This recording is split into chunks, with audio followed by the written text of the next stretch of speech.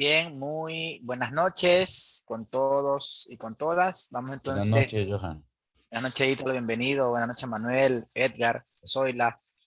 Vamos Buenas, a, buenas noches, Zoila. Vamos a continuar realmente con lo que hemos estado planificando, hemos estado discutiendo, debatiendo.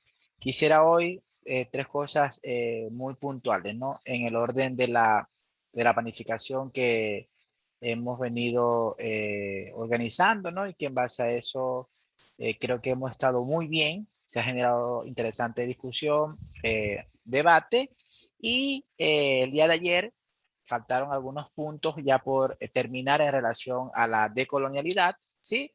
Y luego, hoy día quiero iniciar entonces con esta vinculación que hago del pensamiento de Freire con la pedagogía decolonial, ¿no? Recordándoles que mañana quiero solo es presentar, mostrarle un poco el texto del libro publicado por el Abda Yala de nuestra universidad, La pedagogía decolonial como propuesta epistémica, y también quisiera que el día de mañana ustedes me dieran como una pequeña reflexión de lo que hasta ahora hemos estado estudiando, ¿no? Si hay un tema de interés que les ha agradado, pueden redactar unos párrafos para compartir con nosotros, vincularlo con lo que están haciendo en este momento cada uno de ustedes. Esa es un poco la intención. Como el día de ayer, también quisiera, si ustedes me permiten, ya iniciar el día de hoy, el día de ayer nada más y nada menos que iniciamos con un material audiovisual de Enrique Dussel, una entrevista muy corta. Bueno, yo hoy quisiera ya eh, pasarle una pequeña entrevista, aparte de esta entrevista como inicio para la reflexión del día de hoy de la filósofa Caterina Walsh, ¿ya? Que responde incluso a una serie de inquietudes que el día de ayer se fueron gestando ya en relación a qué hacer para poder impulsar desde las escuelas, desde las universidades, desde la trinchera donde estamos nosotros para impulsar realmente un pensamiento decolonial al estilo freiriano y al estilo ya de estos autores, en el caso propiamente, por ejemplo, de Caterina Wallace. Entonces, comparto parte de este material e iniciamos entonces con estas importantes reflexiones.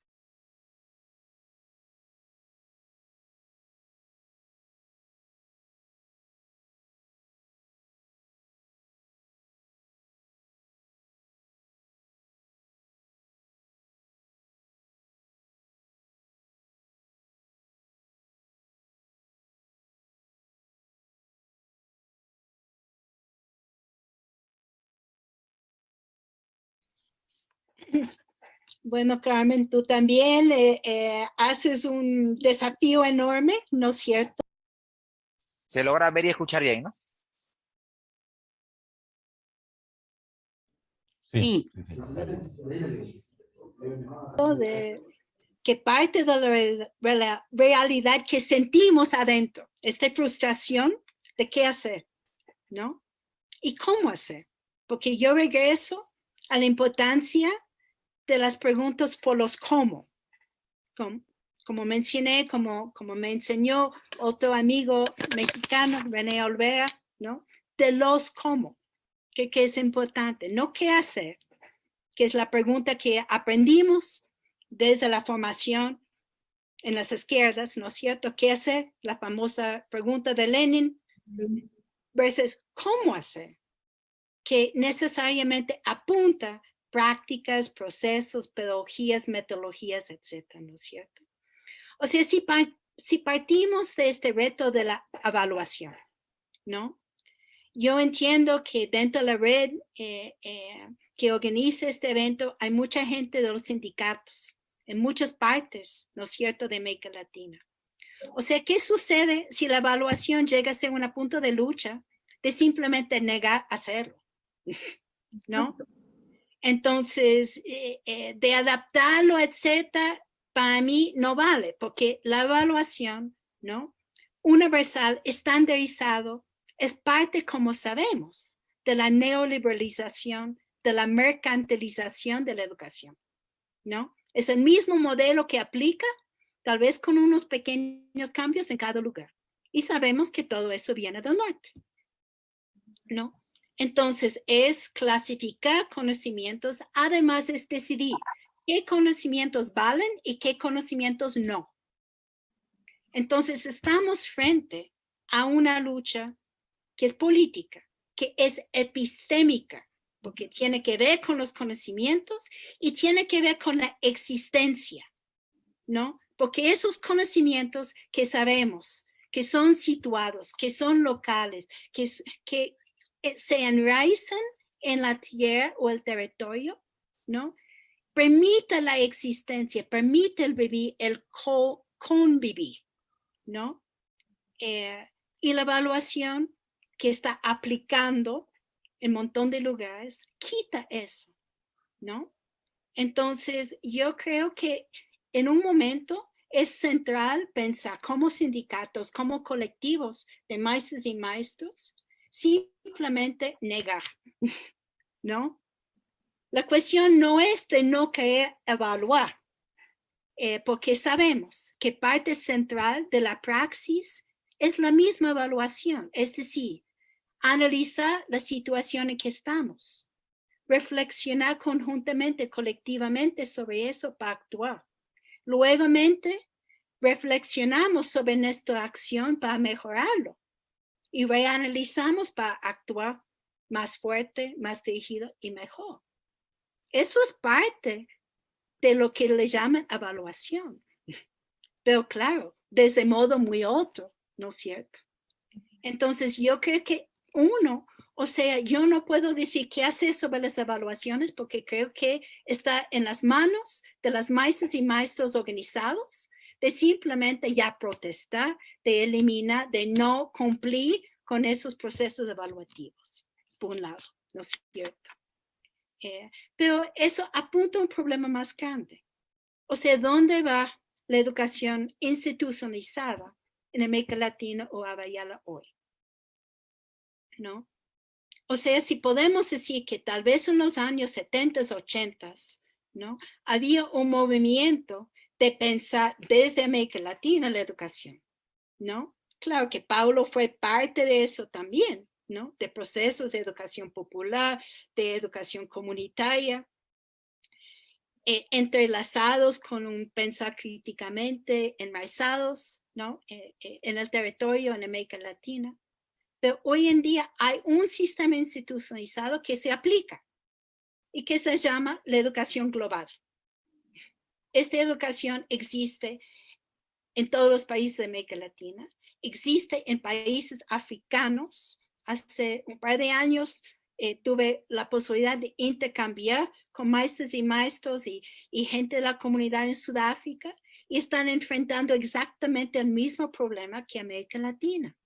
Es decir, que hay un proceso, ¿no es cierto?, de construir un modelo de educación global aplicado de forma igual en todos los países del mundo, particularmente, ¿no?, en los países del llamado tercer mundo, ¿no?, globalizando el modelo que viene del norte global.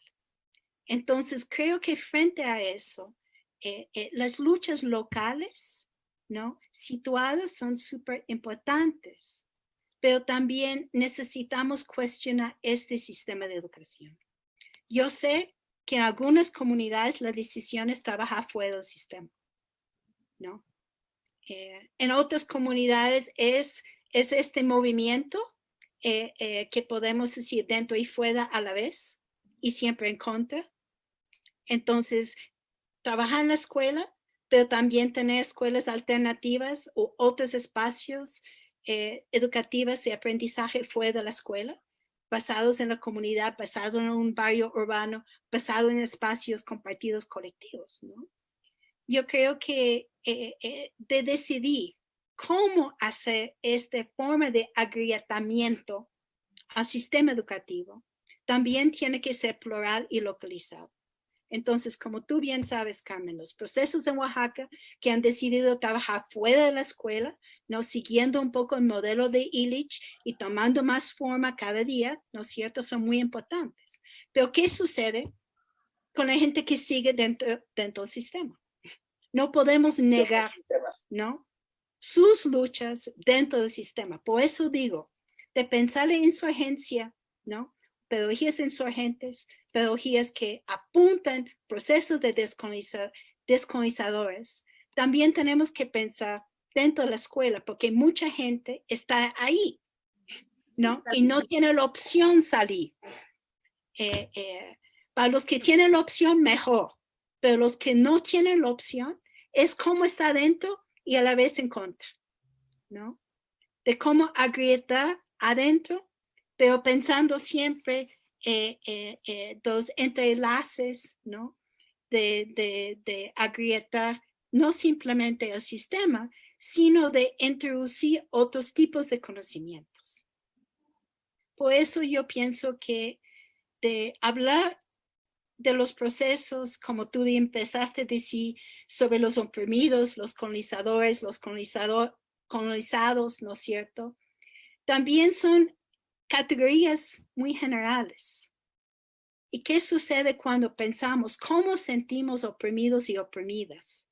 ¿Cuál es el contexto que yo siento oprimida?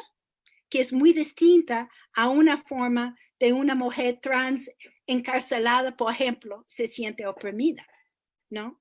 Tenemos que entender cómo las condiciones vividas de la opresión son distintas, ¿no? Eso es un punto de reflexión importante hacer dentro de la escuela y fuera de la escuela.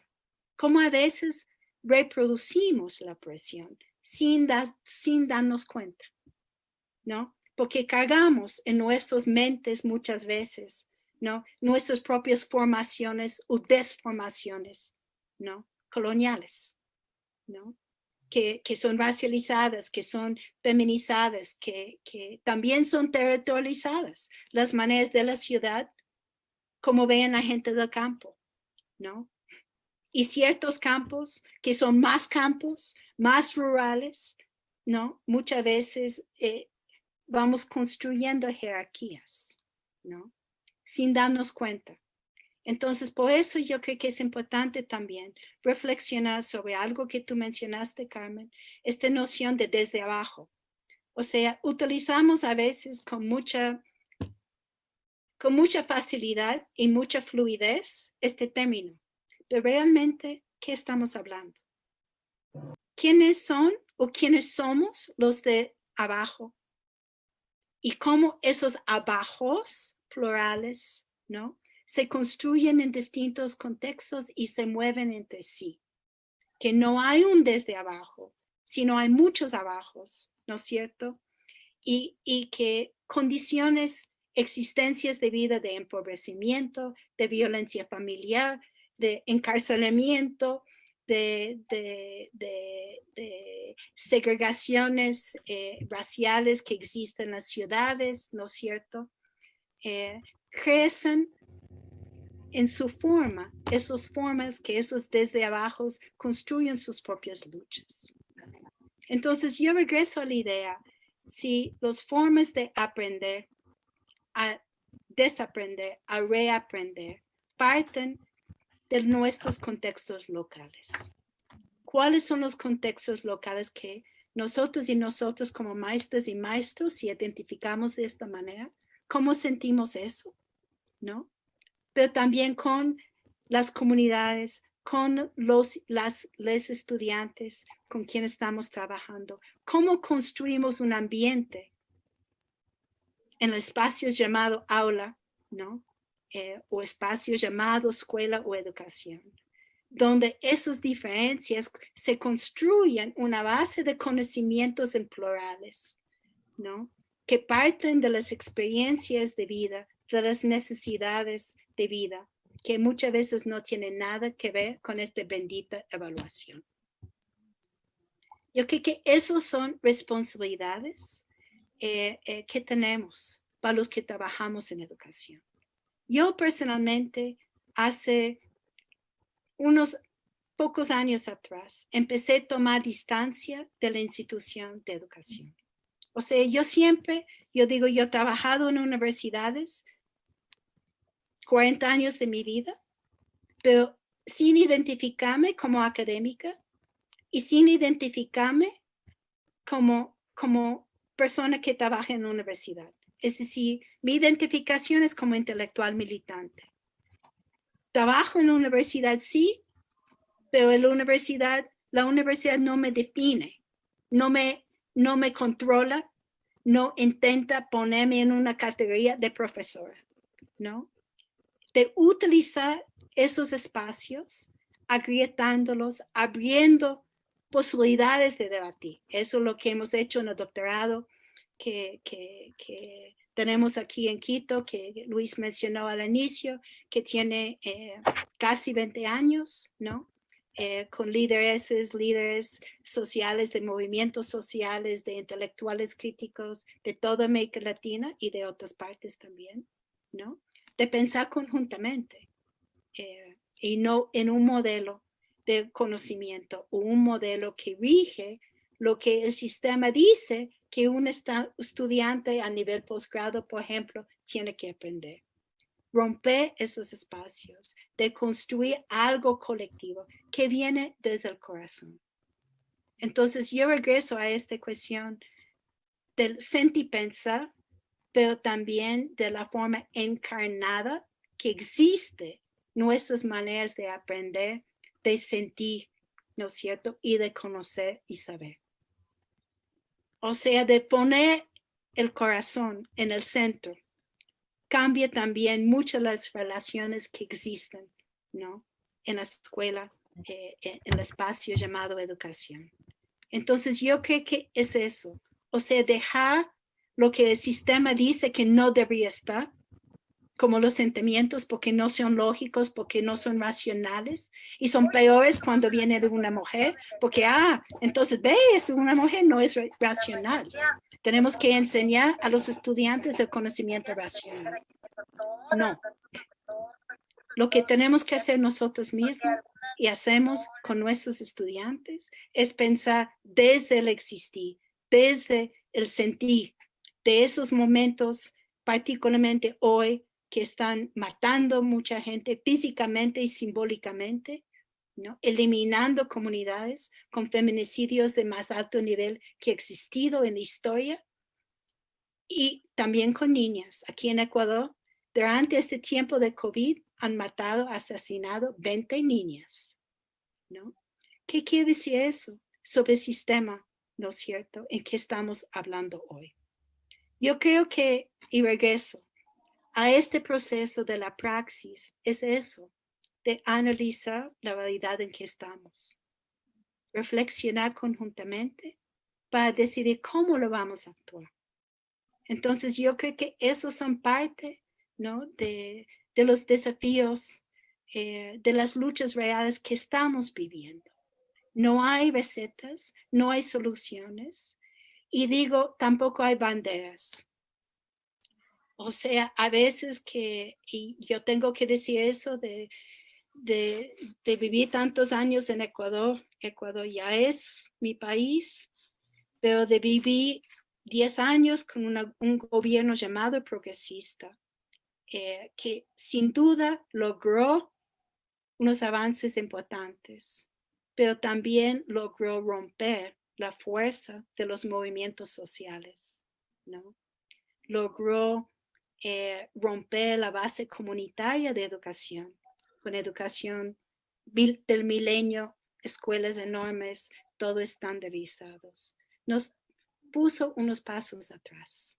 Entonces yo sigo pensando que la solución no es en la institución, no es en un mejor Estado, no es un mejor presidente, sino una mejor fuerza que nace desde los abajos, ¿no? Construyendo procesos que empiece a tejer otro tipo de sociedad, ¿no? Muy distinta a la que tenemos.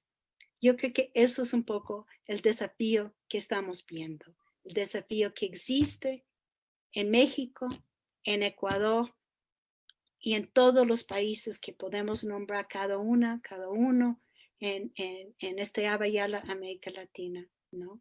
De construir conjuntamente algo distinto.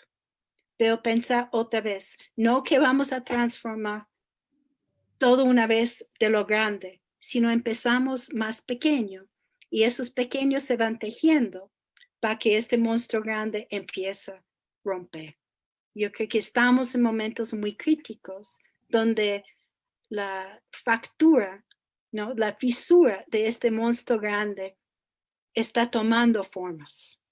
Y la cuestión es cómo nos metemos, cómo abrimos esas fisuras y cómo juntamos en esta lucha compartida central.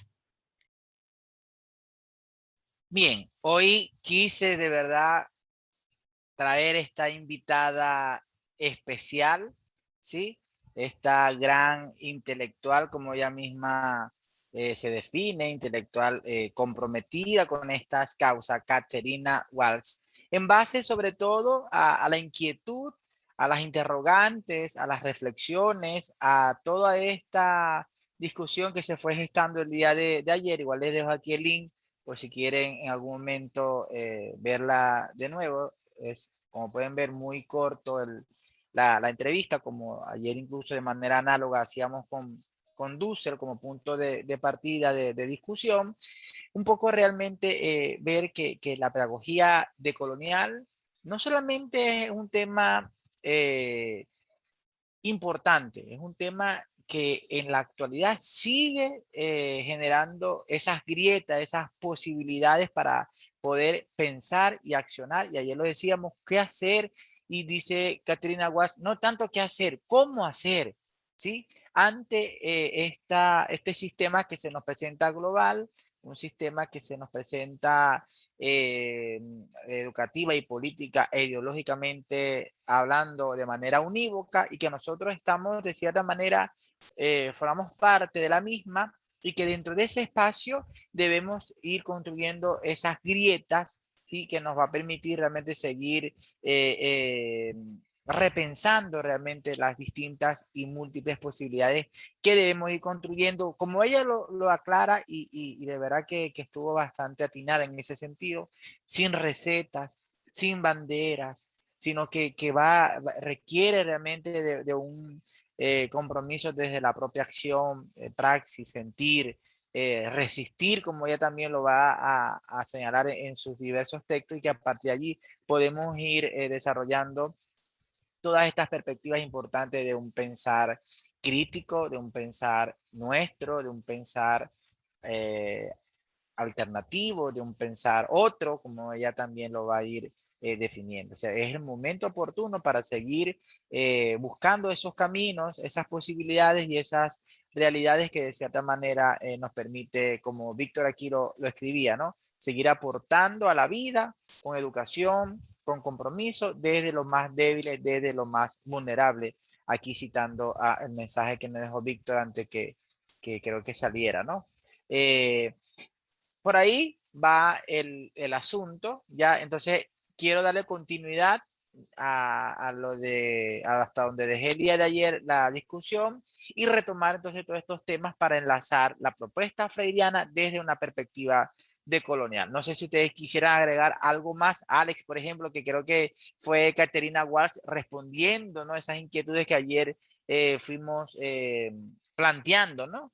En relación a cómo construir una pedagogía decolonial dentro de los espacios que tenemos, ¿no? Como docentes, como maestros, como militantes de un pensar crítico que de cierta manera desde la utopía y la esperanza sigue, pues, ¿no?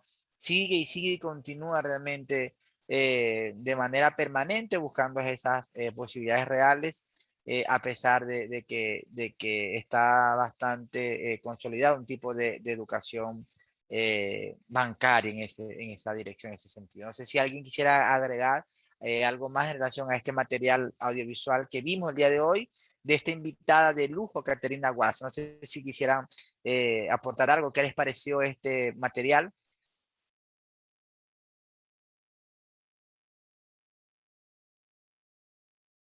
Si habían tenido la oportunidad de haber escuchado a esta intelectual. En mi caso es primera vez que le escucho, me parece muy sesudo, muy sensato lo que, la intervención, la entrevista.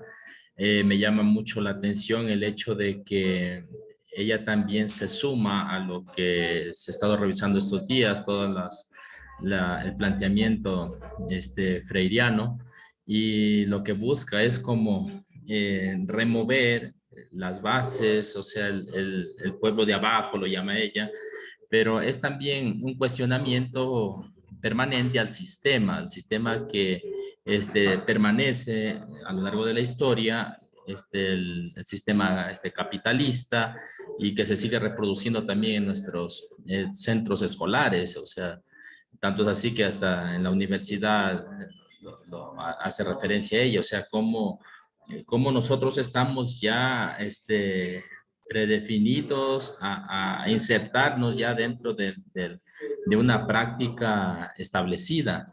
Y bueno, el llamado de atención que hace ella y también que también en este caso a mí me despierta esa inquietud de tener en cuenta, de no ser parte de un proceso que ya se estableció, a pesar de que necesitamos de ciertos parámetros en educación que nos regulen, pero sin embargo, partir de la vida diaria, en este caso, el hecho mismo de trabajar en colectividad, en tener un dinamismo un poco más compartido frente a las necesidades reales del otro. O sea, es un discurso más humano, no tanto llevado por una disciplina, una teoría en particular, sino más un discurso partiendo de la realización del día a día, si se podría decir, de la gente, del pueblo. Entonces, nunca le había escuchado, para mí es algo novedoso, pero sí, me llama mucho la atención esa sensibilidad humana que tiene frente al sistema y a la educación, pues, ¿no? Gracias, Manuel, por compartir esta reflexión, ¿no?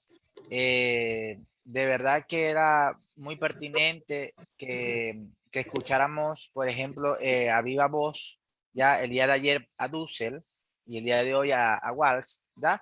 Como dos referentes importantes de este pensamiento, ¿no?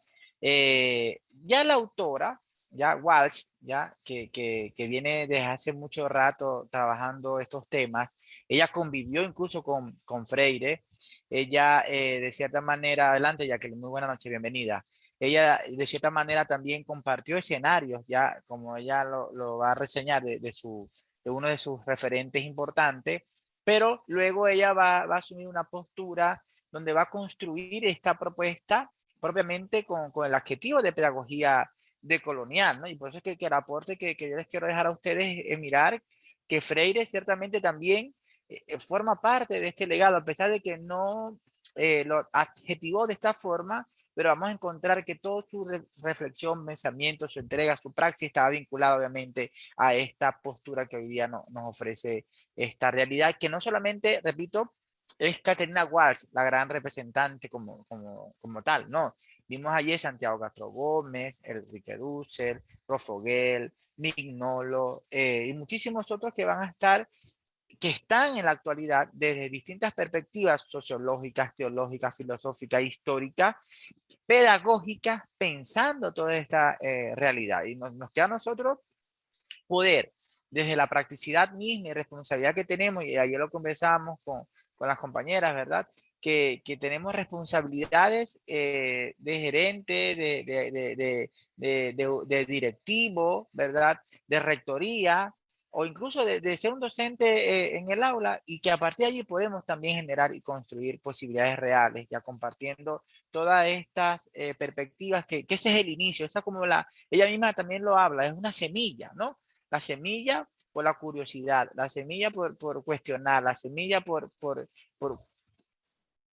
pretender superar tantas situaciones que se nos van presentando el día a día. Ella hacía referencia, por supuesto, al gobierno de Correa, ¿no? Dice, sí, se avanzó, pero fue un gobierno muy contradictorio también, dice, ¿no? Fue un gobierno que por un lado iba agrietando, pero por otro lado también como que iba debilitando ya a los movimientos sociales. Entonces, fueron muchas situaciones que se fueron gestando y que se fueron generando, y vimos incluso la posición, ¿no? En las últimas elecciones, ya, de un candidato que de cierta manera estaba, pues, ¿no? Apegada al correísmo como tal, y vimos que había una ruptura con los movimientos sociales. sociales originarios, al menos desde la perspectiva ¿no? partidista o política, en el caso de poder apoyar esa opción, ¿no? Y es interesante, porque también hay que ver cómo la población está leyendo el mensaje, ¿no? Y ayer le decía, o sea, y habían, en el caso de las elecciones que recientemente culminaron, habían candidatos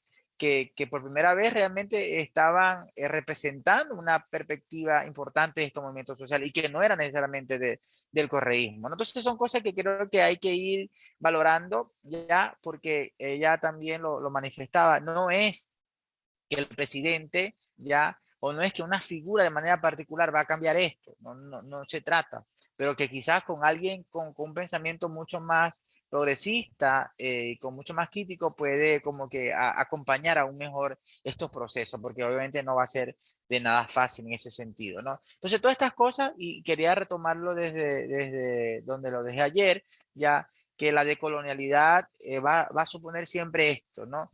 Transgredir, intervenir, insurgir, incidir al orden que está establecido, ¿ya? Y lo hace no solamente por capricho, lo hace realmente porque permite desde ese espacio de lucha crear esas fisuras para poder acompañar y construir todas esas experiencias que ya en sí mismo tienen nuestros pueblos, ¿no? Y esa experiencia quizás nos permita también mirarnos en ese espejo y a partir de ahí poder reconstruir una multiplicidad de aspectos que se requiere en la praxis propiamente educativa, que es en el caso particular lo que nos compete, ¿verdad? Que es la pedagogía propiamente, ¿no? Y una pedagogía no al estilo occidental, ¿ya? Y por eso que ella hablará de pluralidades, pedagogías, mira, pedagogías otras, pedagogías descoloniales, no hay una pedagogía unívoca, única como tal, ¿no? Por lo que lo decíamos ayer, el pensamiento en ese sentido de colonial será crítica a la modernidad, crítica al eurocentrismo y intentar desmontar el discurso de la colonialidad del ser, del poder y del saber, que van de la mano, ya el ser, poder y saber, o en estricto orden, si así ustedes lo quieran llamar, el poder, ya el saber y el ser, que al fin de cuentas recuerden que ha estado cosificando al otro, ya lo convierte en básicamente en algunos momentos, instrumento hasta de cambio mercantilista, si así lo queremos también adjudicar, ya no solo como una concepción meramente bancaria, sino también de lo útil o no que pueda en ese momento estar representando esa otra persona hasta donde llega esa utilidad. El pensamiento decolonial va a pretender entonces separarse de toda esa matriz que es producto de los grandes centros hegemónicos de poder, ya sea China, sea Estados Unidos y sea cualquier otro país que pueden ver se han consolidado, ya repito, sobre todo después de la desintegración de la Unión Soviética, después de la caída del muro de Berlín, ya estos países cobraron un espacio tan importante que de cierta manera su perspectiva, la lógica del capital y con él las transnacionales que también obedecen y responden a una globalización de manera financiera, han de cierta manera construido un nuevo, no un nuevo, sí, el neoimperialismo, ya esta neocolonización. ¿Sí? Por eso es que estos autores dicen, no hay una ruptura definitiva de este periodo de conquista, ¿sí? Sencillamente lo que se hizo fue cortar de un dueño y que otro llegara, ¿ya? O sea, ya no eran los españoles, ahora son, que incluso los Estados Unidos en ningún momento negaron. Ellos decían en la teoría de Monroe, América para los americanos, ¿ya? Era la expansión. Y con ello se apropiaron de gran parte del norte mexicano, ¿ya? Se apropiaron de lo que antes era territorio mexicano. Y así ocuparon, podemos ver, ¿no? Tienen ocupaciones en algunas islas caribeñas. Invadieron ya Centroamérica con sus guerras. Lograron establecer cierto poderío al sur de la América, ¿no? Pero además, como vieron que ya no era tanto expandirse, porque eso también traía consigo unas complejidades y dificultades, bueno, sencillamente desarrollaron entonces una expansión más mercantil, ¿no? Más de o tratados bilaterales o tratados como el ALCA, por ejemplo, que representó este tratado de libre comercio, no es más que otra cosa que de apropiarse de todo la parte económica de la región y toda esa expansión, por supuesto, de lo que ha implicado hacia el Medio Oriente, África y parte también de Occidente. Es decir, nos estamos enfrentando ya a nuevas estructuras de poder que no necesariamente son reproductoras o similares de un pensamiento más originario o de un respeto más bien de la autodeterminación de los pueblos. Entonces, es, el discurso hay que entenderlo desde esa perspectiva, ¿sí? Hay que entenderlo de que realmente la colonialidad se mantiene vigente porque hay países e intereses globales que siguen manteniendo subordinado a muchísimas sociedades. Ya no diría países, sino muchísimas sociedades. Entonces el pensamiento descolonial va a proponer desafiar toda esa episteme, ¿ya? Toda esa episteme que la modernidad había impuesto desde la colonialidad. ¿Ya? ¿Y cómo lo hace? En el marco de la diferencia imperial y colonial. Pretende recuperar críticamente todos esos diversos legados culturales que han sido invisibilizados. Ecuador creo que es una muestra ya de la más emblemática posible, y ayer lo decíamos, de lo más mínimo, ¿verdad? De mantener el lenguaje, el dialecto, la expresión lingüística de nuestras culturas, ya es un planteamiento que sin lugar a dudas se incluye de la decolonialidad. Es decir, ya hacer ese intento y decirle a nuestro maestro, no, usted tiene también que trabajar toda esta perspectiva desde estas dos visiones culturales, ¿sí? La, la, la, la occidental, porque de una u otra forma somos parte de Occidente, y la de los pueblos originarios, sin necesidad de imposición. Y aquí hay que ser muy freiriano en ese sentido, ¿no? Es decir, le va a tocar al maestro, sin lugar a dudas, si no forma parte de esta cultura donde está ubicada nuestra escuela, le va a tocar tal cual como Freddy lo hizo, era entender ya, cómo estas otras personas también se relacionan con el mundo, cuál es su simbología, cuál es su cultura, cuál es su versión lingüística. Ese es un gran trabajo, pero eso sería, y ayer buscábamos ejemplos, y eso sería el ejemplo más genuino ya de lo que sería ser un maestro más comprometido desde esta perspectiva de colonial. Y que cada, y quiero que lo entendamos de esa forma, ¿no? Cada contribución, ¿sí? Cada granito de arena que aunque pareciera muy aislado, dentro del pensamiento decolonial será realmente un gran aporte, porque sencillamente nos está diciendo que a pesar de que hay toda una imposición cultural global y que que hay todo un sistema lógico que se está imponiendo, todavía hay comunidades, sociedades, personas que están pensando y viviendo de una manera distinta, que no se dejan someter. Y eso es valioso. Y eso también es importante. No solamente quedarnos ya en la falencia y en las debilidades propias del sistema hegemónico reinante, sino también de valorar estas otras perspectivas y el trabajo que se está haciendo, a veces, como lo decíamos, muy inconscientemente, ¿ya? O al menos no con esa convicción, ¿ya? Sino que se hace más bien por como sentido común, pues, ¿no? Y ayer lo decía la profe al final de la clase, es decir, nosotros estamos haciendo este trabajo porque no podemos ya seguir reproduciendo una lógica que es totalmente ajena a esas otras culturas donde la escuela está inmersa, ¿ya? Y que la escuela no se puede convertir en un ente reproductor de la cultura dominante, sino todo lo contrario, aprender también de esta otra cultura. Y ahí está el gran reto de los maestros. Ahí estaría la gran responsabilidad, ¿no? Hay que trabajar mucho.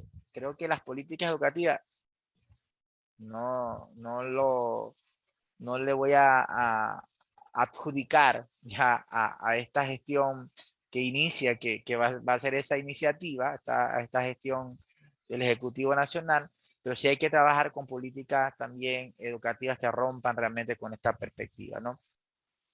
Porque hay que valorar muchas de estas situaciones y más aún si se le va a dar de verdad cierta autonomía a las universidades para crear algunas carreras ya y crear algunos programas académicos más que responda a los intereses propiamente, ¿no? de las clases dominantes y que acompañe realmente a los procesos y al movimiento, yo creo que se va a hacer un trabajo también interesante. Sí, solo sí, habrán autoridades, por supuesto, que se comprometan a ella, ¿no? Y creo que ese es uno de los grandes desafíos en el cual nos encontramos. Y que las universidades no solamente estén pensando en lucrarse nada más, sino que realmente también puedan tener esa responsabilidad social que se anhela, ¿no? Y que más responsabilidad social de crear programas académicos que vayan acorde, por ejemplo, a esta línea, ¿no? de investigación, o yo diría también de preocupación epistémica propiamente. Entonces, la crítica, y ayer le decía, de toda esta teoría,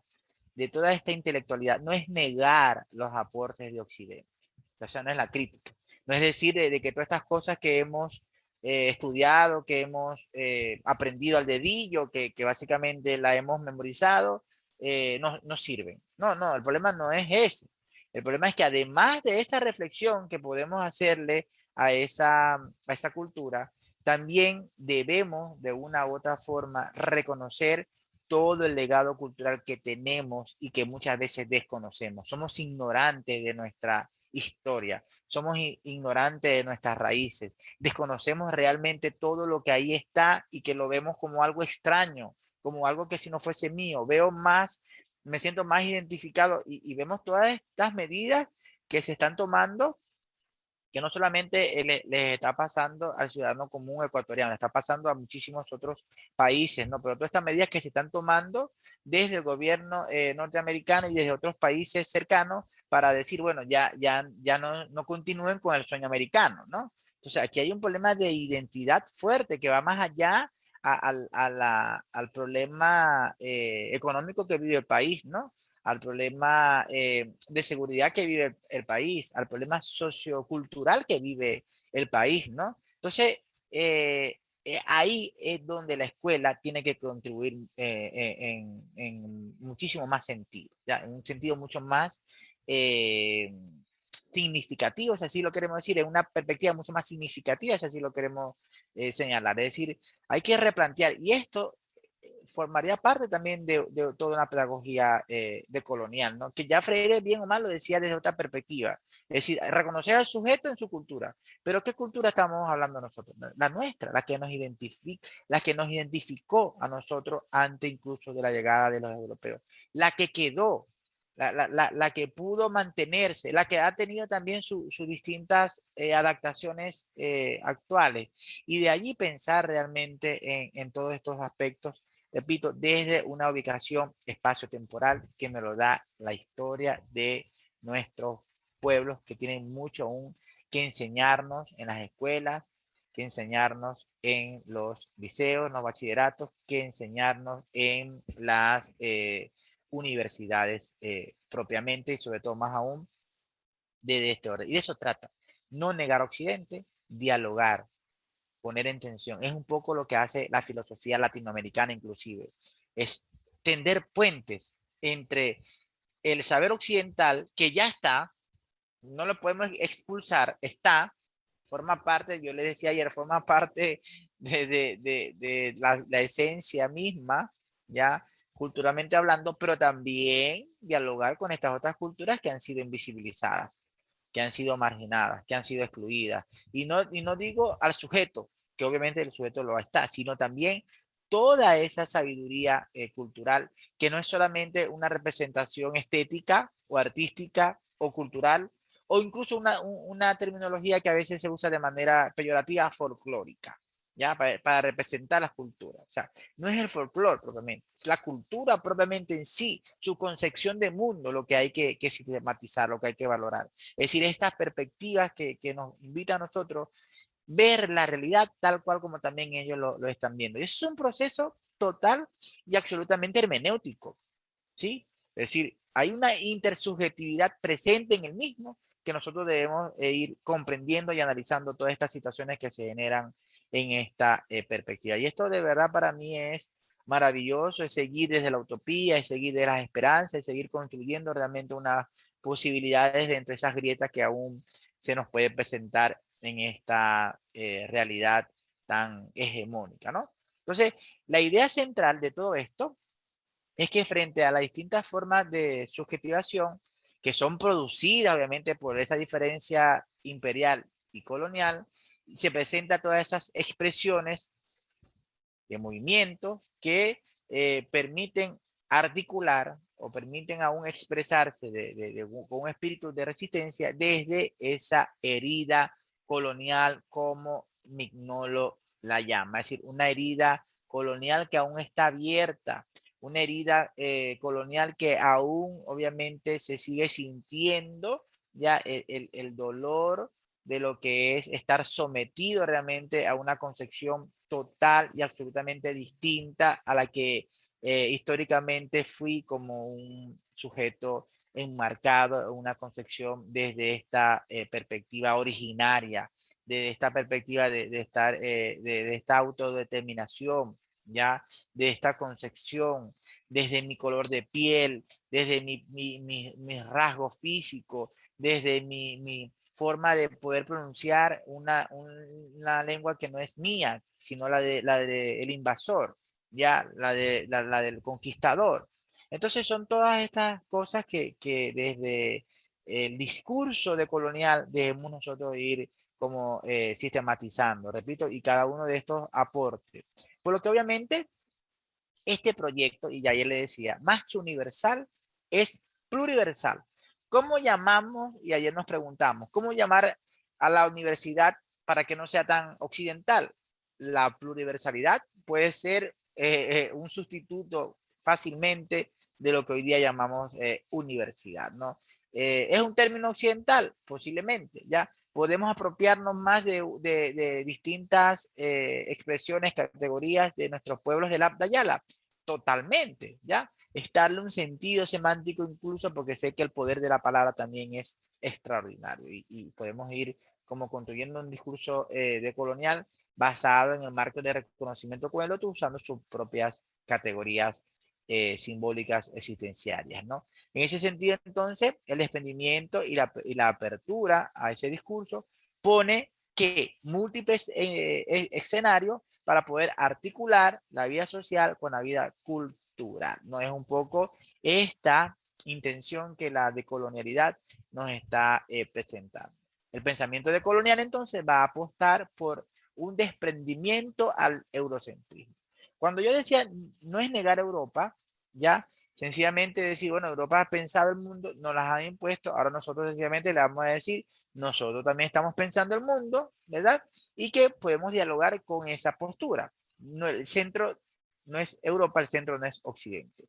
Este desprendimiento proviene entonces de pensar esa experiencia de sujetos que han sido fracturados por la colonialidad y en categorías ajenas, por ejemplo, las del griego y el latín, que son en esencia esas lenguas secuaces modernas o esas lenguas que de cierta manera permitieron en algún momento mantener una colonialidad lingüística, pero luego sabemos que las mismas se fueron transformando a otras mucho más modernas que también se han venido imponiendo, como incluso el propio lenguaje español o castellano.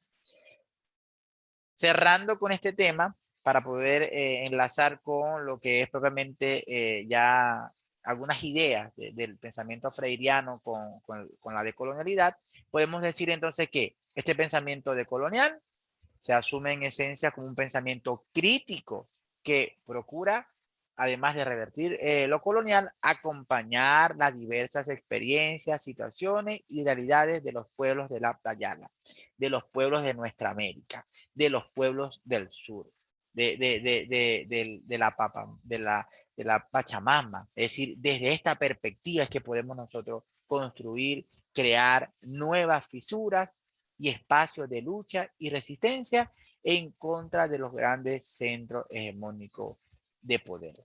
Construir una sociedad otra capaz de conjugar con las diversas culturas y con movisiones para redefinir su propia identidad. Es otro de los grandes aportes que podemos nosotros considerar. Construir una sociedad otra, ¿ya?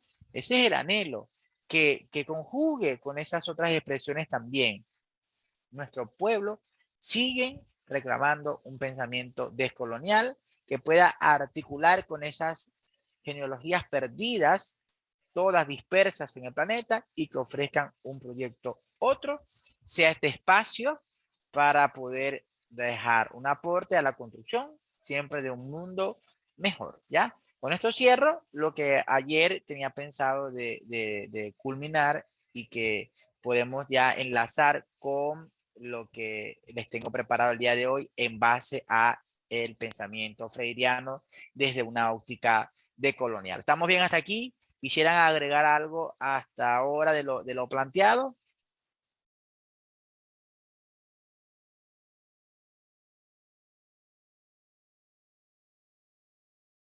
Vamos bien, ¿verdad? Perfecto. Rocío, adelante.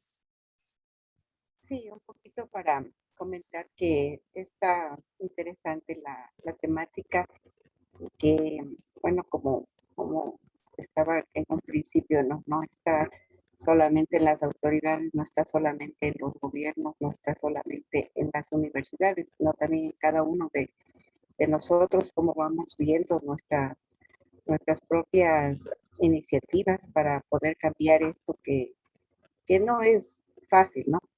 No es fácil, es un trabajo muy fuerte el que tenemos como educadores, eh, y vamos conociendo y abriendo este abanico de quienes nos pueden ir orientando y, y fomentando sobre todo en cómo hacer para, para seguir luchando juntos por una mejor educación. Gracias. Así es, no es fácil, pero no podemos rendirnos. Hay que seguir hasta el final de nuestras vidas. Creo que es el gran aporte, la vocación que podemos tener nosotros como maestros, ya como docentes, como profesores, como personas que se comprometen con la educación, ¿no?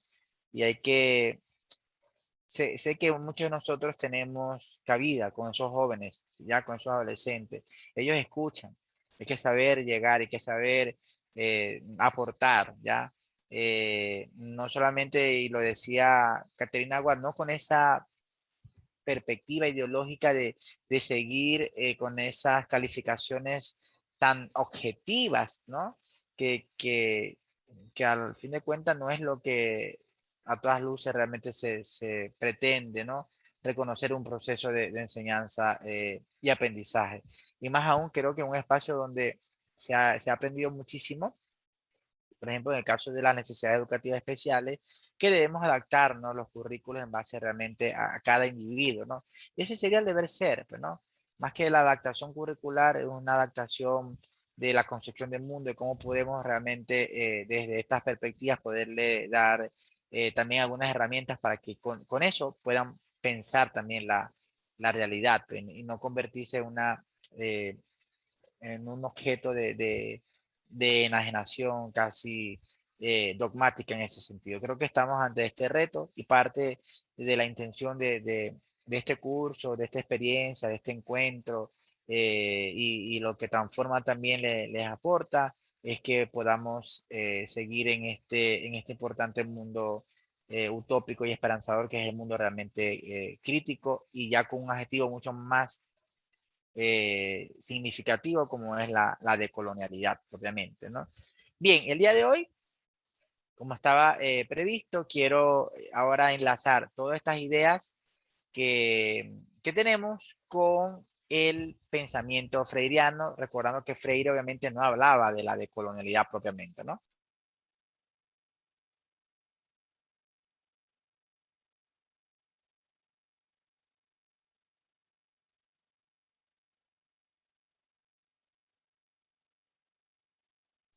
Más sin embargo, podemos apreciar que la obra, su pensamiento, sus reflexiones, desde mi perspectiva, lo hacen ser uno de los pioneros, ya uno de estos precursores ya del pensamiento decolonial. El objetivo que vamos a trazar hoy día será entonces analizar el pensamiento educativo de Freire como precursor de la pedagogía decolonial. Vamos brevemente a ver la educación como acción política, Freire precursor de la pedagogía decolonial, Freire y la pedagogía decolonial, lo que entendemos propiamente por pedagogía decolonial y reflexiones finales en ese sentido. Bien, una de las cosas fundamentales que hay que resaltar es entender que la educación para Freire es acción política, ¿sí? Es decir, la educación es siempre y tendrá que ser concebida como una expresión de la esencia ontológica humana que tiene que ver con el carácter social, el carácter político y el carácter propiamente cultural. Yo leía esto de Freire e inmediatamente me recordaba de esta definición griega ya del ser humano, del hombre, ya del hombre al estilo griego, ¿no? O sea, el ser humano, mujer y hombre, sobre todo el hombre, porque aquí sí tenía una connotación más particular, más de género, y definía claramente que el hombre era un ser político, ¿ya? Aristóteles son politicón.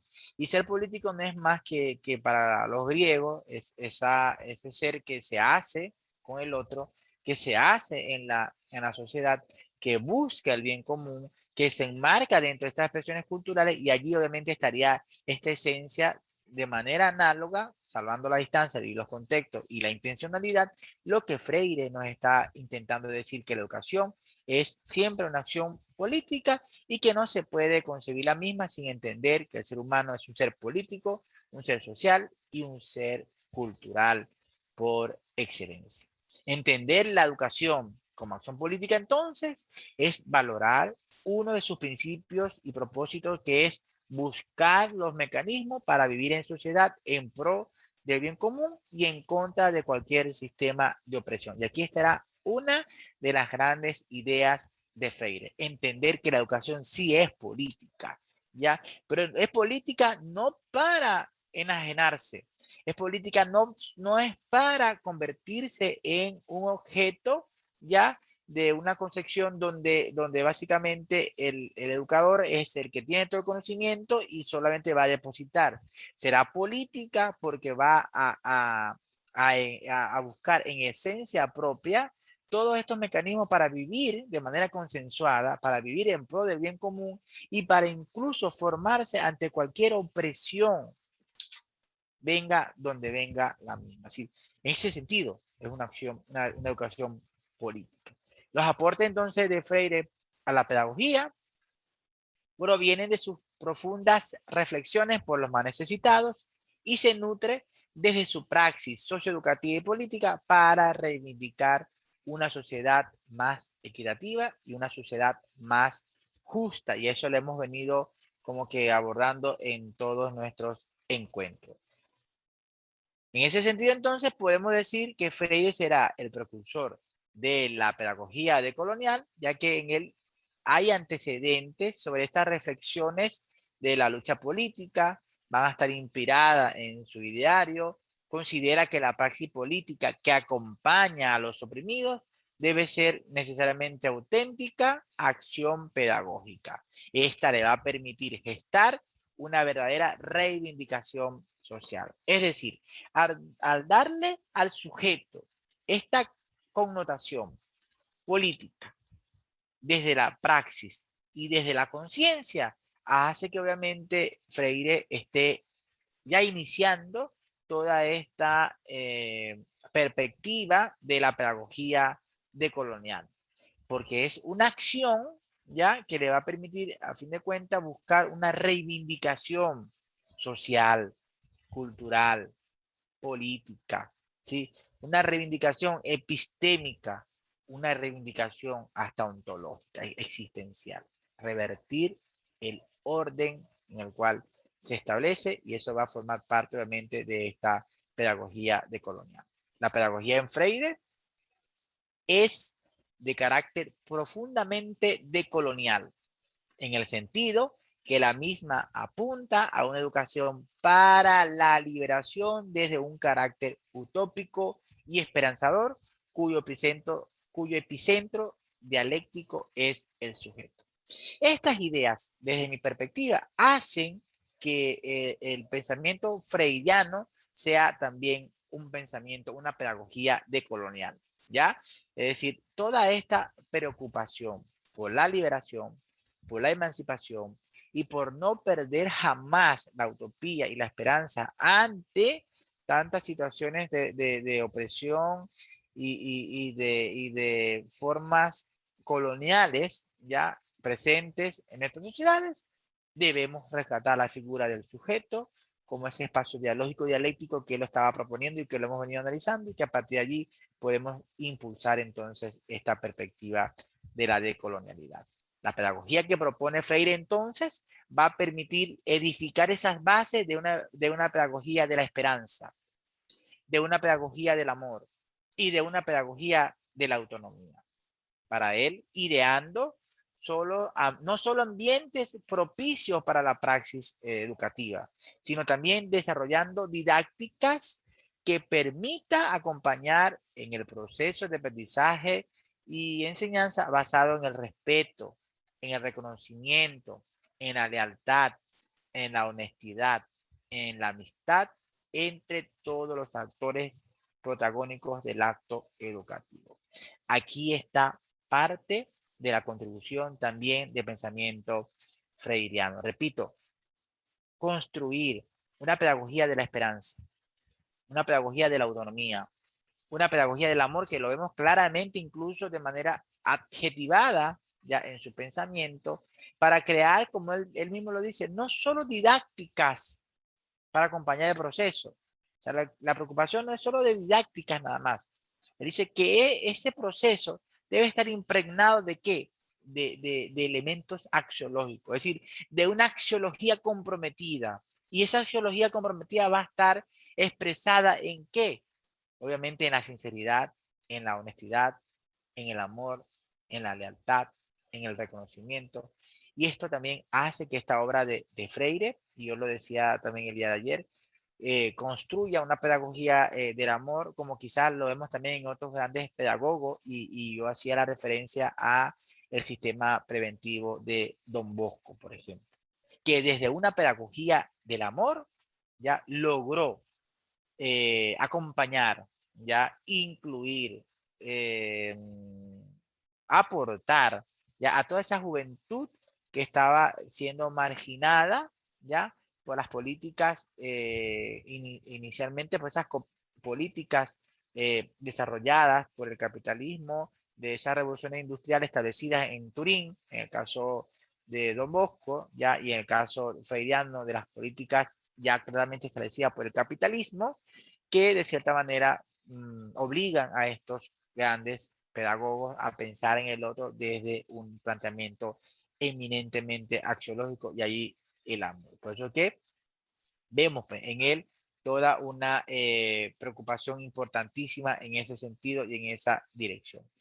Entre otras cosas, podemos ver también que los aportes de la pedagogía de la liberación contribuye a elaborar un discurso crítico de lucha y acción en contra de la dominación y opresión. Considero siempre el carácter pedagógico de los diversos escenarios como resistencia para la emancipación. Entonces, uno de los grandes legados que podemos encontrar de Freire, y cómo la misma permiten como ir nutriendo hacia la pedagogía propiamente decolonial, son todos estos aportes de un discurso y una practicidad en contra cualquier dominio y opresión. En cualquiera de las posiciones en las que el sujeto se sienta realmente cosificado y se sienta realmente oprimido en esa acción, elaborar pedagogías, otras diría yo, de resistencia para la emancipación. Y el sujeto sabemos que por sí mismo, solo, o al menos es lo que Freire también considera, no lograría tener esa conciencia de manera particular si no tiene un acompañamiento realmente de este maestro, que será un maestro popular, un maestro comprometido, un maestro desde la acción, un maestro que de cierta manera, desde esta perspectiva dialéctica, dialógica, lo lleve a un plano de reflexión crítica, también a una toma de conciencia. Ahí estaría el verdadero aporte, obviamente, de la pedagogía propiamente decolonial. Como pensador de su tiempo, Freire desarrolló un profundo pensamiento crítico y visionario. Si bien es cierto que su formación estuvo influenciada por la filosofía y pedagogía occidental, también hizo una lectura comprensiva de la realidad en la que vivió, no solo ubicándose al lado de los más necesitados, sino que sus reflexiones y acciones le permitió acompañar, conocer y luchar junto a ellos. Es decir, estamos ante la presencia de un intelectual que no solamente se quedó en el marco teórico conceptual de un pensamiento totalmente ajeno al nuestro, sino que esa formación le permitió a él entender mejor los procesos de colonización, entender mejor el acompañamiento que debía darle a cada una de estas realidades, proponer desde la praxis ya movimientos y organizaciones de lucha y resistencias, movimientos sociales, movimientos pedagógicos, movimientos populares, ya, y que se evidenció que toda su vida estuvo realmente al lado y conviviendo con cada una de estas personas. Freire dirá, y lo cito textualmente: la acción política del lado de los oprimidos debe ser acción pedagógica en el sentido auténtico de la palabra y por tanto acción con los oprimidos. Ese es otro ejemplo de la figura del maestro y del pedagogo, sino que no solamente se queda encerrado en el aula de clase. Un maestro que trasciende ese escenario y que acompaña los procesos realmente del otro en su situación también sociohistórica, en su situación de comprensión de una realidad y que a todas luces permite, pues, ¿no?, poder de esa forma profundizar entre otros elementos.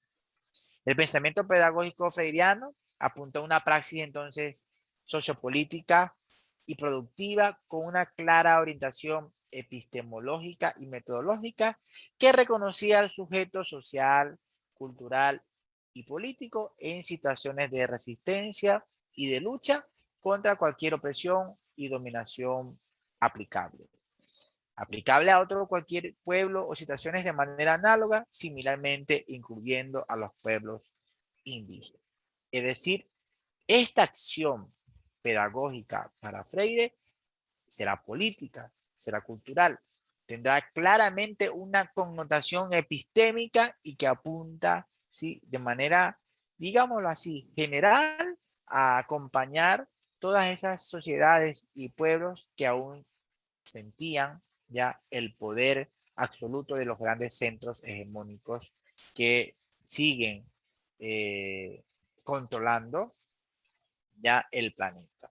Ante esa situación, logró ya sembrar semillas, sembrar posibilidades, organizar, ya aportar elementos para poder seguir, como él siempre lo señaló, pensar, transformar y accionar un mundo mejor, un mundo otro.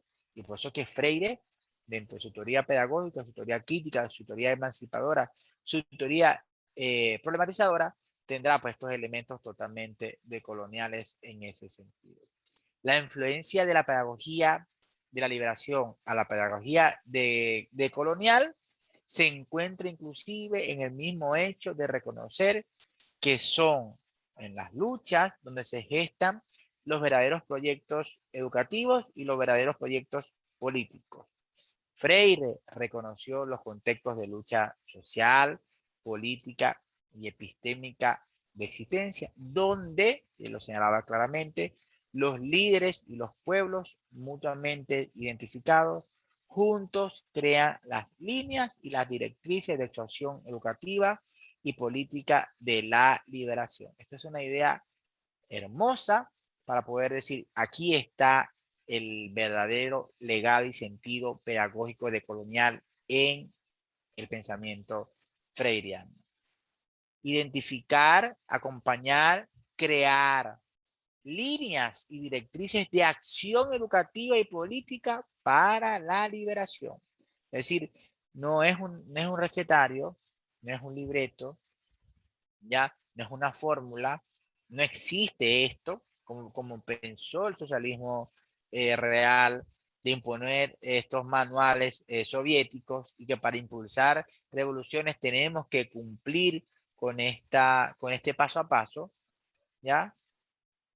es más bien pensar, revertir esa perspectiva de recetas y construir con estos líderes, con estos pueblos, con estas sociedades, con estas culturas, con estos sujetos, el devenir propio de manera contextualizada, ya situada de esas culturas para desde ahí poder construir una acción que permita crear políticas eminentemente de liberación.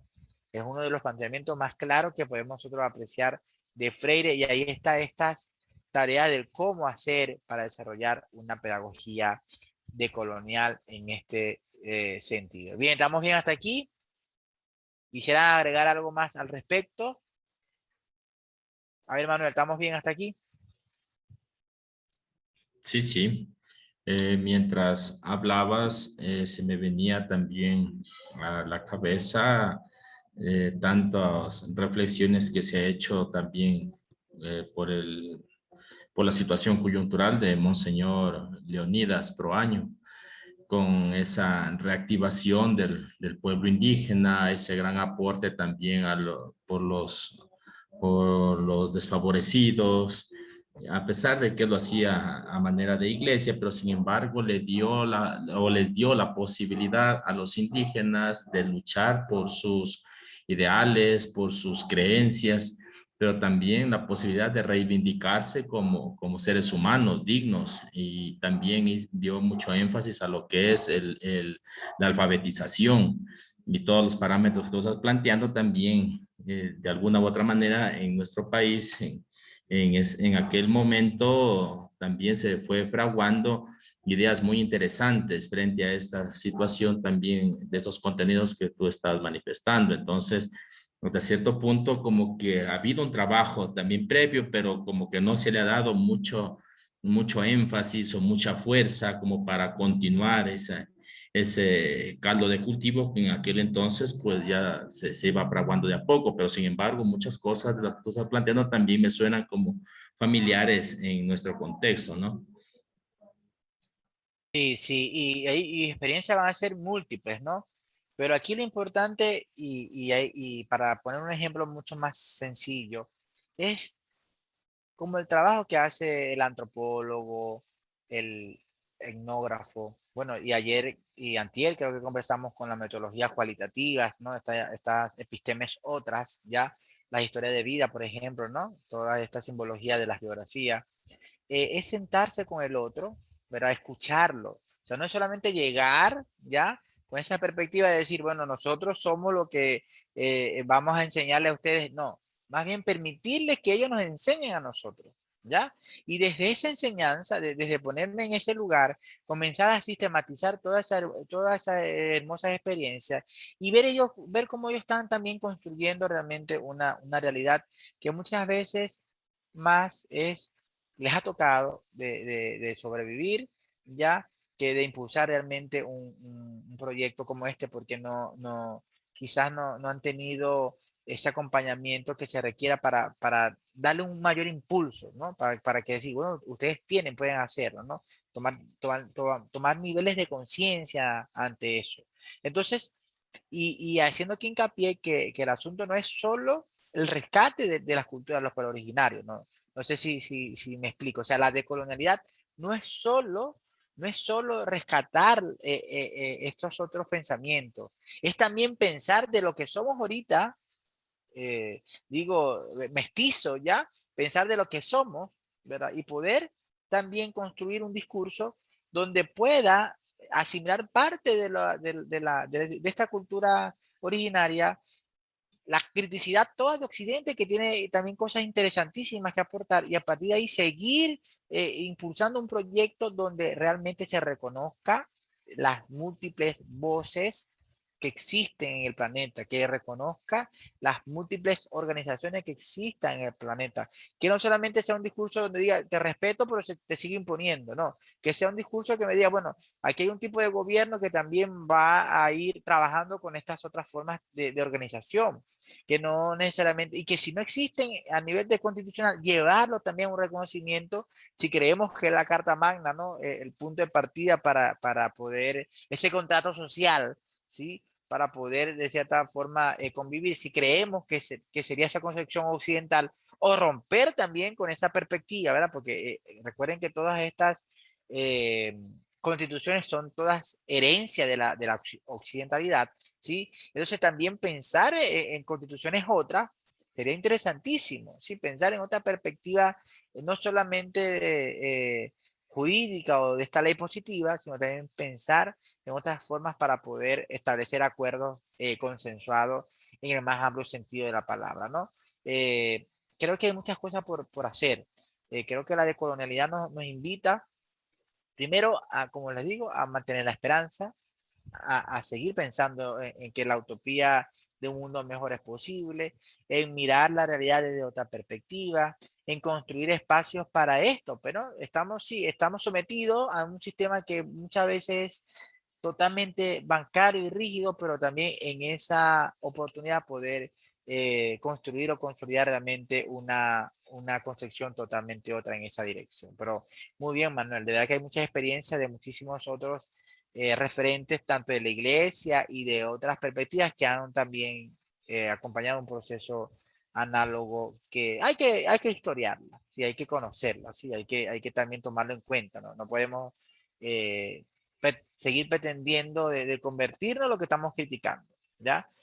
No es un dogmatismo, la decolonialidad no es un dogmatismo, es crítica, es inclusión, es reconocimiento, es valoración, no es decir, esta es la única forma de hacer realmente ciencia o de hacer reflexiones críticas o de hacer filosofía o de proponer una pedagogía. Es todo lo contrario a un pensamiento dogmático, ¿no?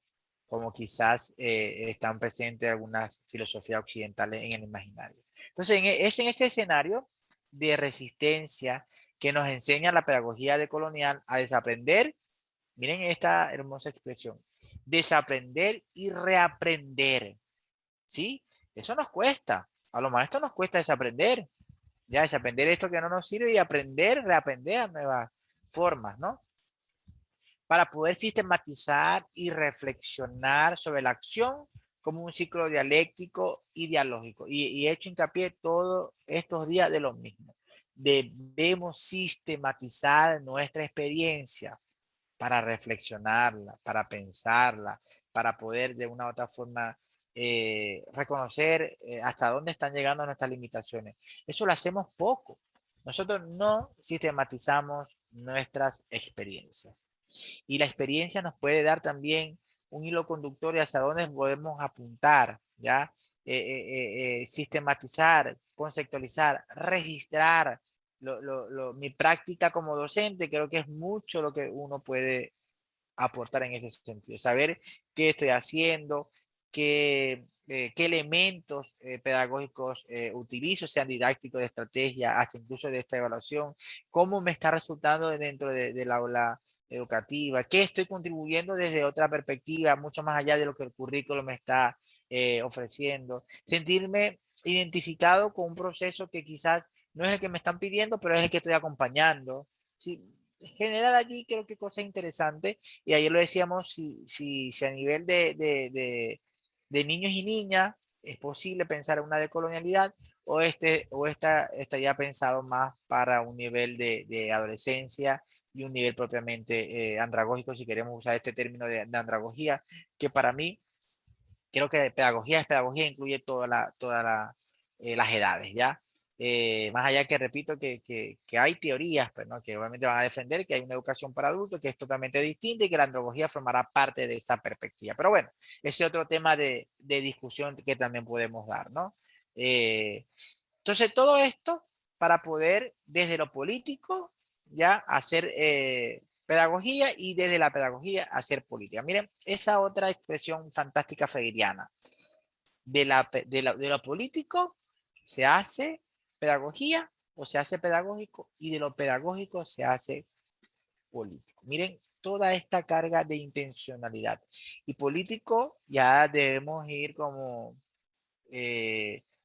remancitando, teniendo una nueva forma semántica de la expresión política, porque muchas veces seguimos usando lo político para representar el partidismo, incluso del más egoísta, individualista, corrupto que pueda existir, ¿ya? Entonces, cuando se habla de lo político, pareciese que se estuviese hablando de ese burócrata que sencillamente se desvió por completo de sus funciones y empezó a lucrarse por sí mismo. No, político en este sentido será la esencia misma humana.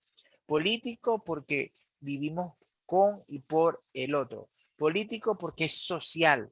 Político porque buscamos el bien común. Político porque buscamos ese consenso. Político porque tiene toda esta carga importante para tomar conciencia de mi postura ontológica y epistémica ante el mundo. Es en ese sentido que hay que entender lo político y por eso es que dirá Freire que la educación es política. No hay educación neutra, dice Freire.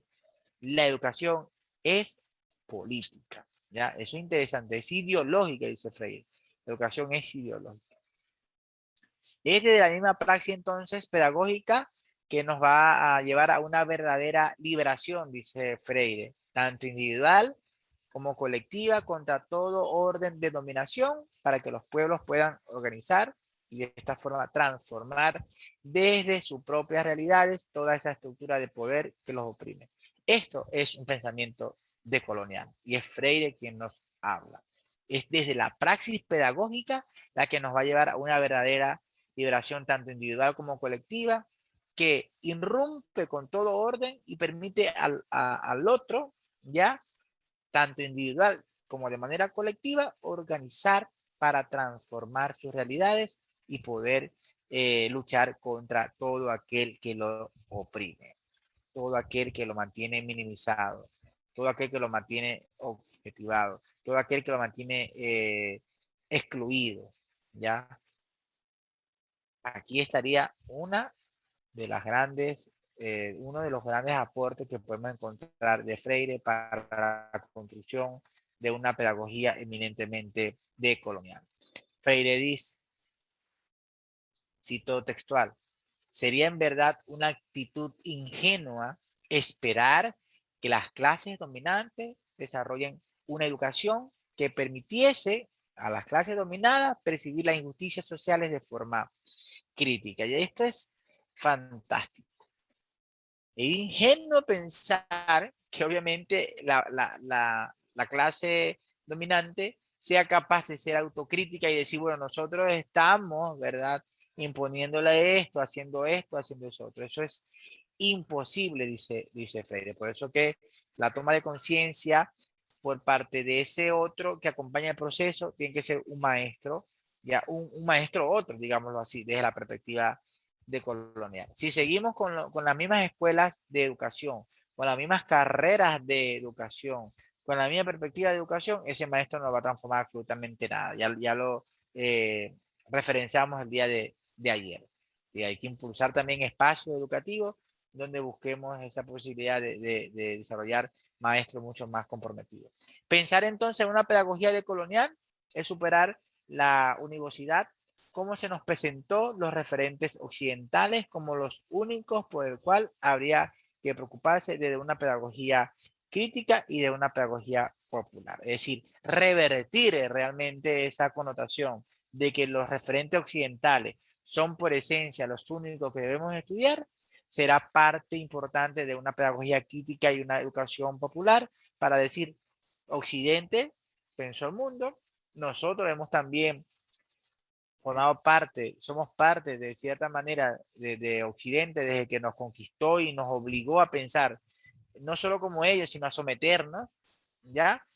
Pensar también desde una perspectiva crítica y popular será capaz de poder dialogar con estas otras perspectivas no occidentales. Y ahí estaría parte también del aporte de la decolonialidad en Freire. La pedagogía decolonial entonces asume el reto de no solo acompañar otros procesos como lo que libran los pueblos indígenas, sino también de apropiarnos de su discurso, de su oralidad, de su acción, para entender su cosmovisión, su espiritualidad y su sabiduría, su lucha, sus anhelos y su autodeterminación. O sea, aquí estaría parte de la esencia propia de lo que sería un pensamiento decolonial. No solamente apropiarnos del discurso occidental, del discurso retórico occidental, sino también la invitación es conocer, apropiarnos, acompañar, sistematizar esa oralidad y acción de nuestro pueblo desde su propia sabiduría y desde su propia espiritualidad y desde sus propios anhelos también. Es parte de la pedagogía decolonial. Por ende, entonces, la pedagogía decolonial será un nuevo enfoque ontológico y epistemológico desde unas pluralidades de epistemologías otras. No es una sola pedagogía. Esta pedagogía decolonial es una pedagogía dialéctica, dialógica, intersubjetiva, intercultural, multitrans e interdisciplinaria. Mire, todos los elementos que contienen una pedagogía, unas pedagogías descoloniales, ¿sí? Será dialéctica, será dialógica, será intersubjetiva, intercultural, multitrans e interdisciplinaria. Como decíamos ayer, aquí está parte de los posibles cómo debemos nosotros irrumpir en el espacio donde estamos. Estamos formando educación desde la fragmentación del saber. Bueno, ahora vamos a trabajarlo más integrar todos los temas. Los temas van a ser trabajados de manera más integral, ¿ya? Más holística. Los contenidos ya no solamente lo voy a abordar de una perspectiva matemática nada más, ahora vamos a estudiar y ahí estamos fracturando la modernidad. Estamos fracturando el discurso occidental, ¿ya? Que nos impuso esta fragmentación del saber, por ejemplo. Una interculturalidad, que no solamente no reconozcamos al otro en su justa dimensión, no. Vamos ahora a estudiar cómo el otro piensa. Vamos a aportar desde esa otredad ya elementos importantes que permitan también nutrirme mi posición ontológica como un otro que por mucho tiempo se presentó ajeno a esa cultura. Y así una serie de elementos que podemos nosotros ir agregando como unas referencias para poder, desde la practicidad, impulsar un pensamiento decolonial. Pedagogía, entonces, es un proceso, es una praxis y es un proceso productivo. Es una metodología intersubjetiva que reconoce la historicidad y resistencia de los sujetos en su contexto. Y estas ideas son freirianas, ¿ya? Reconocer al sujeto en su contexto para poder a partir de allí acompañar su proceso de aprendizaje y con él un proceso de conciencia y de liberación, será una de las características freudianas y por ende también del pensamiento decolonial en ese sentido. La pedagogía decolonial, para Caterina Walsh, denota entonces más un verbo que un sustantivo, es decir, es acción, es praxis, metodología y epistemología que permite generar estrategias para develar lo colonial y edificar un mundo otro desde la reexistencia y desde la insurgencia y autoafirmación. Es develar la esencia misma de nuestro ser y de ahí el carácter ontológico de una pedagogía decolonial. Por ende, la pedagogía decolonial funda las bases para organizar desde otra perspectiva nuestra visión de mundo. Y esto es parte esencial de lo que estaríamos nosotros hablando y reconociendo de lo que es una pedagogía propiamente decolonial. Es acción, es praxis, es epistemología, es metodología. ¿Para qué? Por un lado, develar ya el discurso colonialista, presente aún por los grandes centros hegemónicos de poder, y por otro lado, ya desde esta autoafirmación, que no es otra cosa que tomar conciencia, ser insurgente y a partir de esa insurgencia crear nuevas bases para una perspectiva de organización distinta, para una perspectiva de educación distinta, para una perspectiva incluso de economía otra, si así lo queremos también llamar. La pedagogía decolonial permite desaprender para reaprender, conocer y hacer la vida en su diversidad. Es una praxis intersubjetiva que promueve libertad, que promueve autonomía y que se mueve desde lo ontológico y desde lo epistemológico, desde una perspectiva otra. Reaprende, conoce y hace para reconocer la vida en su diversidad. No solo, lo decía el día de ayer, la vida del hombre, la vida de la mujer, la vida del ser humano, sino la vida misma es decir, un planteamiento biocéntrico ante cualquier pretensión antropocéntrica, ¿ya? Por lo que la praxis intersubjetiva de reconocimiento también con el otro, reconocer la libertad y la autonomía serán claves para entender esta nueva ontología y epistemología otra en ese sentido, ¿ya? Por lo que para entender la pedagogía decolonial es importante, de cierta manera, para Walsh, ya que los cambios y las transformaciones no se dan de arriba hacia abajo y lo pudimos apreciar en este discurso, en esta invitación que el día de hoy tuvimos con él, en este diálogo, ¿verdad? Que de pensar que las transformaciones se hacen, se construyen desde el abajo mismo, desde quienes están en situaciones subordinadas, vulnerables o incluso quienes han sido inferiorizados.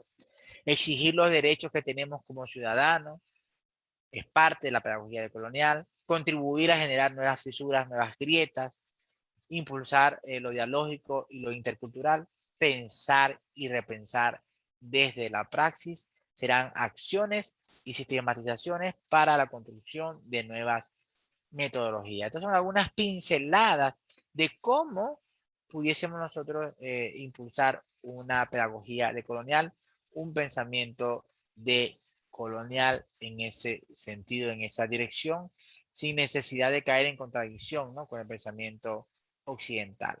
La pedagogía decolonial se expresa no solo en el aula de clase, sino que se manifiesta también en la misma realidad histórica, donde toma una verdadera y profunda conciencia de las necesidades de transformación desde lo social, desde lo cultural y desde una ética intersubjetiva. Aquí estaría parte también importante de este planteamiento decolonial. Trasciende el aula de clase, se ubica en la propia historia, promueve una conciencia donde es indispensable la transformación social, cultural y la necesidad de construir una ética intersubjetiva. El otro es fundamental. Ya para ir cerrando un poco con las reflexiones de hoy y con él abrir un poco quizás el diálogo para hoy día ir culminando con esta importante reflexión. Ante tanta desigualdad social y política que viven las sociedades de nuestra América, de la Yala, se hace categórico idear entonces una educación que se caracterice por edificar una epistemología otra, una pedagogía decolonial que procura no solo denunciar las formas arbitrarias e injustas por parte de los grandes centros hegemónicos de poder y saber, sino que la misma permite construir espacios interculturales desde las grietas, de los modos otros, desde la criticidad, desde la esperanza y desde la utopía.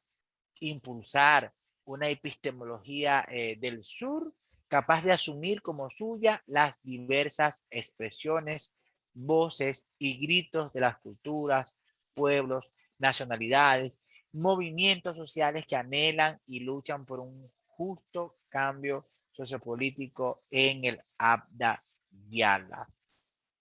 Impulsar una educación decolonial para edificar una pedagogía otra que desde una metodología inter y transdisciplinaria permita generar grietas, sembrar semillas e inquietudes en relación al discurso de la colonialidad del poder y saber.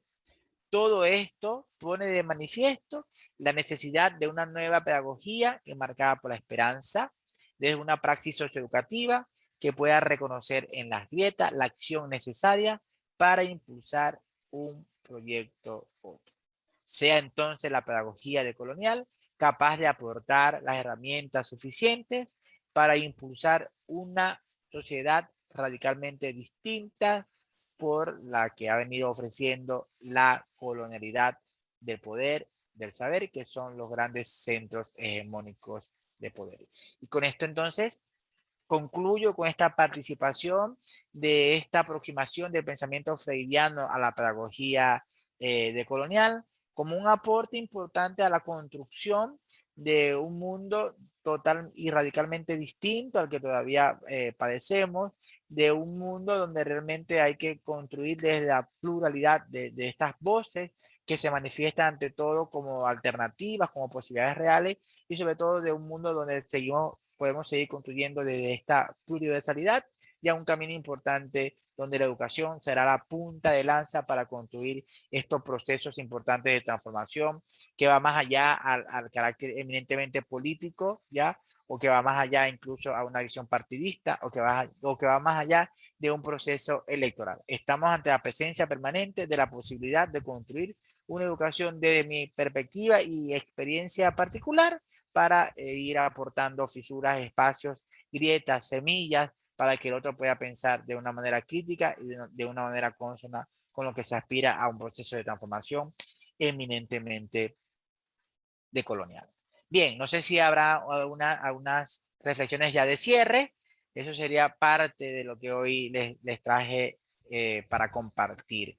Recordando que por favor, si les quiero pedir que para mañana, luego de la presentación de lo que es propiamente la pedagogía decolonial como planteamiento epistémico para superar la colonialidad del saber, quisiera que compartiéramos unas reflexiones muy pocas. Si tienen espacio para redactar unas 2 o 3 párrafos y compartir mañana conmigo en base a las ideas que hemos estudiado, en base a estas reflexiones que hemos realizado y sobre todo en base a sus inquietudes, para mí sería extraordinario. No sé si Manuel queda unas palabras de cierre y con él concluir. No, básicamente, Johan, yo tengo una consulta, o sea, me surge una duda frente al planteamiento que tú estás realizando. Y de paso, a ver si me das unas pautas ahí, que tú que tienes más claro el enfoque, el panorama, ¿no? ¿Cuál sería el resultado de la implementación del pensamiento freiriano frente al sistema actual? O sea, porque se ha hecho mucho énfasis en el hecho de que el ser humano debe descubrirse, o como decía por ahí, autodevelarse, pero también internamente, pero también externamente, frente al sistema rígido de la educación bancaria.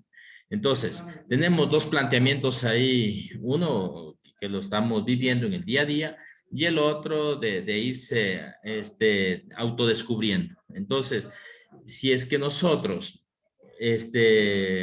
planteamos esta autocrítica, nos vamos a encontrar, o quién sabe, vamos a generar un choque muy grande entre estas dos estructuras, se podría decir así.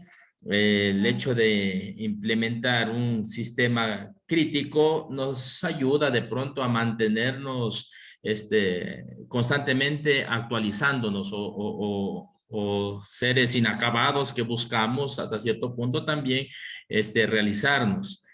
Sí, pero frente a un sistema social como lo vivimos ahora, sería como una revolución nueva. O sea, ¿cuál sería ese resultado frente a los dos choques, a los dos planteamientos? Porque de alguna forma muchas personas lo hacen, pero aquí hay algunos elementos también que salen a flote. Por ejemplo, las clases sociales. Nosotros, por más que podamos motivar, siempre hay esa situación que queda todavía por ahí vigente, como que siempre hay algo más por hacer.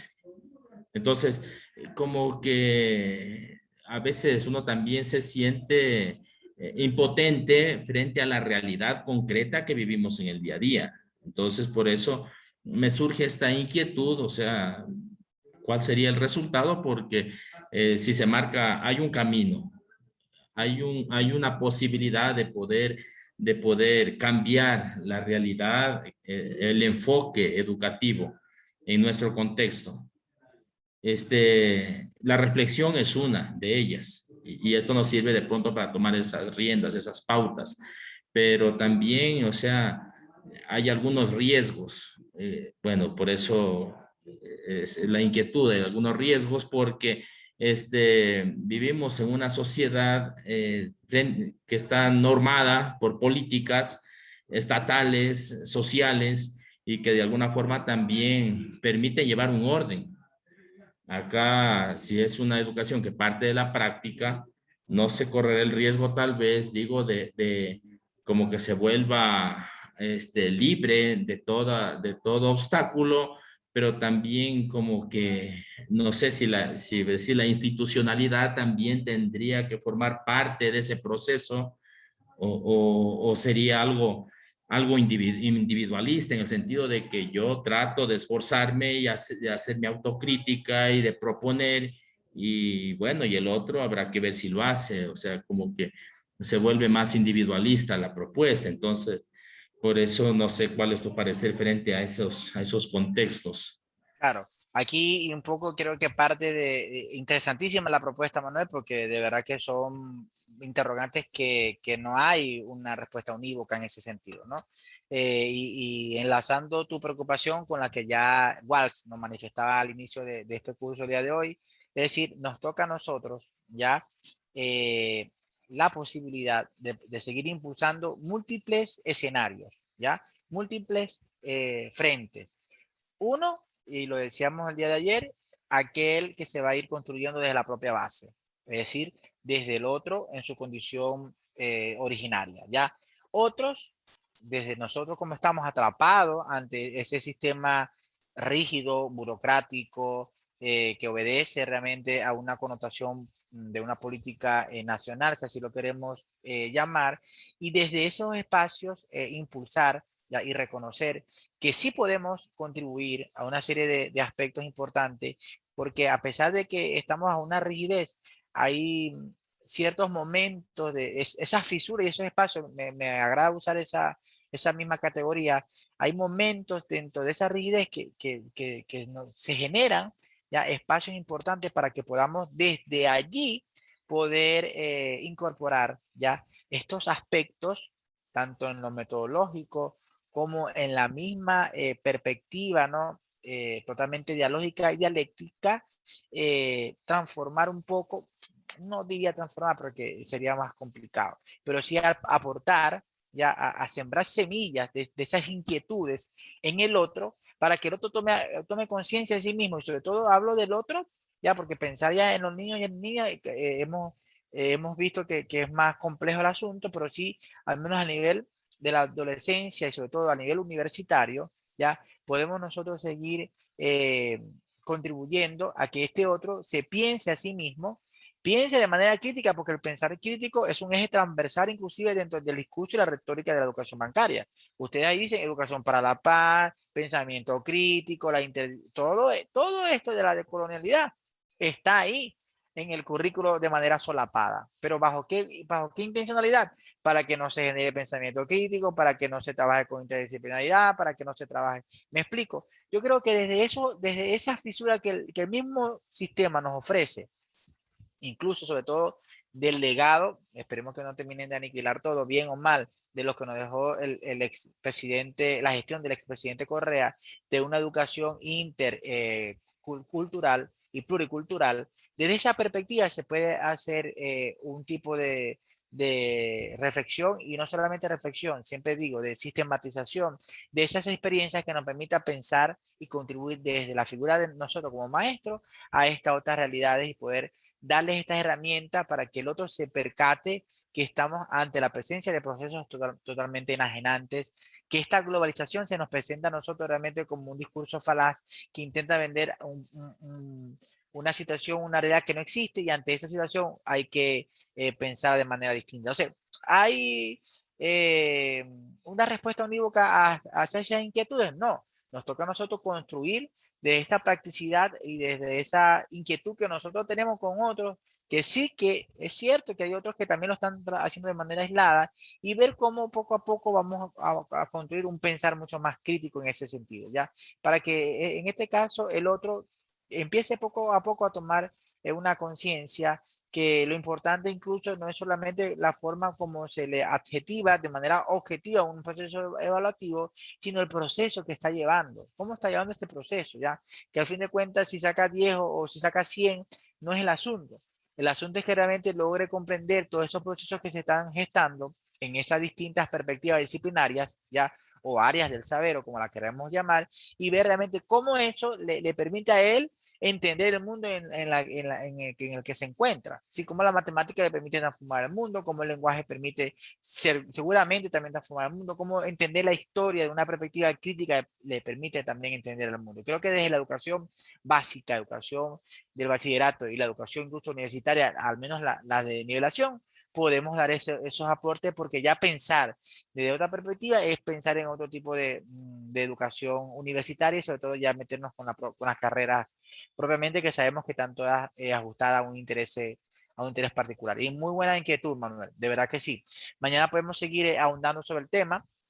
Creo que muchas cosas aún por abordar. El día de mañana, como les dije, pretendo presentarle el texto, un texto que está dibujado desde un pensar de autores como Aimé Césaire, Franz Fanon, ya, que son autores también decoloniales, pero que están pensando el asunto desde el sufrimiento propio de la opresión. Ya están, son autores del contexto de Martinica, y que de allí intentan develar obviamente toda una forma extraordinaria de contrarrestar estas pretensiones coloniales de Francia, y desde allí vamos a encontrar varios aportes desde la filosofía latinoamericana, desde pensar la universidad desde una perspectiva a otra, y revisar algunos elementos más freirianos, y cerrar un poco con las posturas de algunos autores como Dussek, Quijano, Mignolo, entre otros, que hacen que de cierta manera se piense un mundo otro, al menos desde una posibilidad real ante estas situaciones globales de la educación. Bien, por mi parte, gracias Manuel, gracias Rocío, Edgar, soy la Víctor y Alex. Por mi parte lo dejamos aquí hoy día. El día de mañana entonces continuamos a las 7 de la noche y hacemos un cierre de lujo, un broche de oro, y espero que ustedes puedan aportar en ese sentido también, ¿sí? Inquietudes y reflexiones. Muy bien, Manuel, muchas gracias, ¿sí? Feliz Muchas noche. gracias. Que pase Gracias, bien. Rocío. Igualmente, feliz noche, ¿sí? Gracias a todos. Se me cuidan. Gracias, hasta mañana.